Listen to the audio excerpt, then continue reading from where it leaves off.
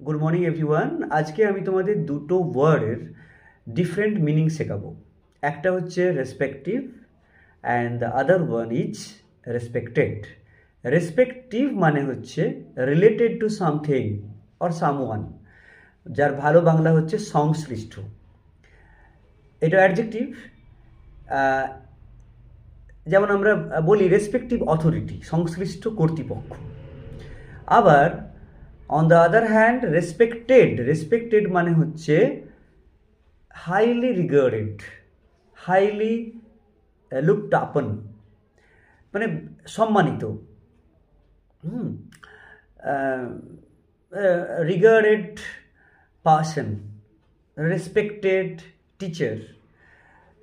তাহলে আমরা বুঝলাম যে রেসপেক্টিভ এবং রেসপেক্টেড দুটো অ্যাডজেক্টিভ এবং দেখতে একই রকম, কিন্তু তাদের অর্থগত পার্থক্য রয়েছে।